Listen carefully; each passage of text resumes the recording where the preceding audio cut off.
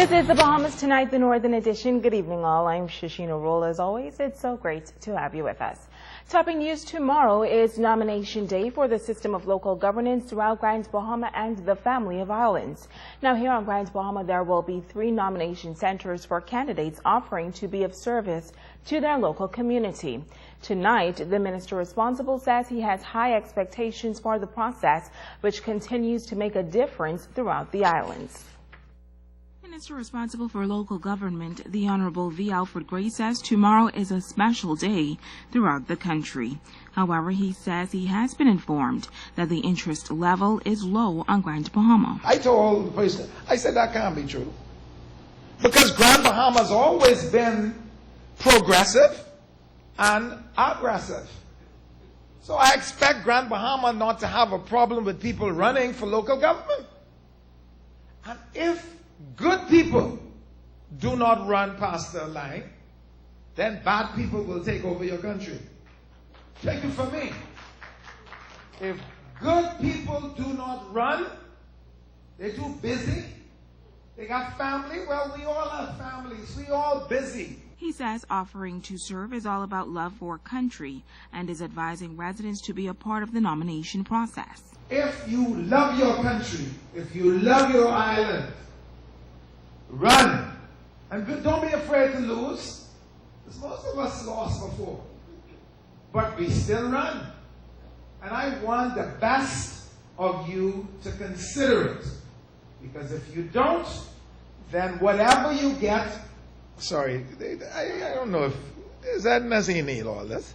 But anyhow, if you don't do it, then those who you get, you take. And you will have nobody to blame but yourselves. Some incumbents say lack of funding appears to be hurting local government and impacting the caliber of candidates coming forward. I can say honestly, it will never be enough. And I will confess that it's not sufficient for the needs of these various communities. But the government itself is struggling with finances. And so we're just doing the best we can with what is available. And I would not want money to be the reason why people run or not run. Because if that's the reason, we won't have any election. Because we just don't have the money that is expected. But Gray is hopeful that the June 23rd poll will be the biggest and most competitive elections throughout the country. I hope that those who are willing to offer themselves will do so on the basis that they are willing to serve their communities in that capacity. And whatever monies they are given, they will do the best they can with that until the country can do better.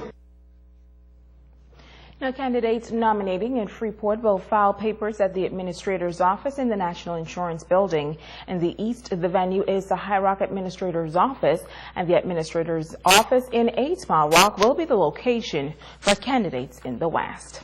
In other news, the Atlantic hurricane season is now underway. Weather experts are forecasting a below normal season, but despite these predictions, the local disaster preparedness consultative committee is not letting its guard down and will kick off an educational campaign this evening on Grand Bahama. Megan Shepard has this story. The Grand Bahama Disaster Consultative Committee beginning their annual Hurricane Preparedness Awareness Campaign this week. Chairman of the committee, Administrator Alexander Williams, says that this year they have intensified the campaign and included a number of other agencies in order to stress the importance of being prepared. From Speeding Ski, we'll be holding town meetings, informing the residents and in particular the local authorities who are our first responders in these areas of the importance of being prepared. And we thought that this was very important because persons will know exactly what to expect and what not to expect. He is urging residents to follow the instructions of those on the committee when it comes to being prepared before, during, and after a hurricane. Over the years, we have learned that because persons did not heed to warnings, we had the unfortunate experience of persons losing their lives. In Sandy, the team went out, and 3 times they went, and they said, "You must move." And the individual said, "No, I will beat it out right here." He unfortunately lost his life. And the same can be said on other occasions. Administrator Williams says that while the committee is fully prepared to assist in the event of a disaster, they're appealing to the public for assistance when it comes to volunteerism. What we want is volunteerism. If you have persons in your organization who can send them, because we need more hands, make the work light. And we've always appealed for persons to volunteer their services. We always are in need of shelter managers and other persons to assist, especially with distribution of goods, supplies, and equipment. We always need assistance with that. Megan Shepard, ZNS Network News. Switching gears now, police on Grand Bahama discovering a large marijuana field in East Grand Bahama over the weekend. Reports say sometime around 5 a.m. on Saturday, Drug Enforcement Unit officers were conducting investigations in the eastern end of the island when they made the discovery. 3 males, 2 Bahamians, and 1 Jamaican were arrested and are assisting police with this investigation. Now, the field consisted of some 32,000 suspected marijuana plants with an estimated street value of $32 million. And also, police on Grand Bahama investigating an alleged attempted armed robbery that has left the alleged perpetrator with injuries. Reports are that sometime around 8 p.m. on Friday, a gunman armed with a handgun entered a home in the Lucaya area and attempted to rob a female resident of cash. Now, during the incident, the gunman was attacked by other residents, which resulted in him being injured. During the process, he reportedly dropped the firearm before making good his escape. The culprit was described as being a dark male, about 5 feet 8 inches tall, of slim build, dressed in a red t-shirt, black long pants, and black tennis shoes. The firearm was said to be a black air gun. Reports say a short time after the alleged incident, a 20-year-old man fitting the description presented himself at the Ram Memorial Hospital emergency room suffering from multiple stab wounds. He was arrested and is assisting police with this matter. As the Royal Bahamas Police Force worked together with other law enforcement agencies to curtail crime, the officer in charge of the Northern Bahamas is concerned about the creativity of the criminal element. Sabrina Brown has this story. Assistant Commissioner of Police Emric Seymour says, as law enforcement officers strategize on crime-fighting initiatives, the criminal element is also mapping out their plans. He says one such area where criminals are becoming more crafty in their efforts is the importation of illegal firearms. You've seen guns coming into Grand Bahama by way of the local courier, meaning they would have sent in groceries. We would have confiscated some weapons in groceries in tied boxes. All right, and so they are in fact using them, and that's why we are on the board. We have stepped up our efforts. We just had a excellent relationship with Bahamas Customs. We had a forum where we are now enhancing our efforts, Customs and the police, so that at the borders we can definitely check these things thoroughly and properly.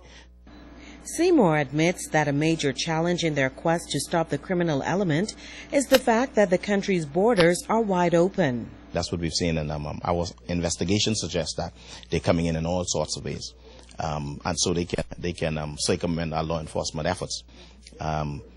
Mailboat, mailboat, these go-fast boats, and we see the same thing with the illegal immigrants coming in. The borders are just so wide open, and to make it difficult, and so that's why it's so important for us and our continuing partnerships with the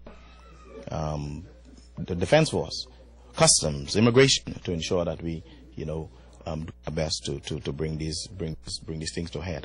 The police chief says their evidence suggests that the illegal weapons are coming from the United States, and while he says they are making progress in taking some of those guns off the streets, he's appealing to members of the public who may be in possession of or know where illegal weapons are to turn them in.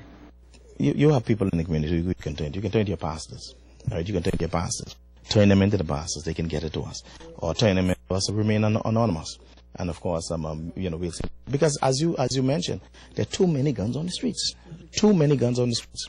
And these are the guns that are being utilized to really create and wreak havoc on our people. Too many guns. And too many acts of criminality are being perpetrated by these guns. And of course, they're illegal. They get you by illegal means. Why? Because there's a ready market for it. People want it. And then there is this concern. You have people who are, in fact, their lives are that of criminality. They know nothing else but criminality. And they will continue to do that as long as they live. I mean, because they're saying, at the end of the day, what they're saying is the almighty dollar, how they can grease their pockets, notwithstanding the lives that are being destroyed in the process. And so those are the type of things that really concern us, because it speaks to the mentality of these criminals, meaning if they have to shoot, if they have to kill, they will in fact do so. Sabrina Brown, ZNS Network News. Stay with us, the Bahamas Tonight. The Northern Edition continues right after this.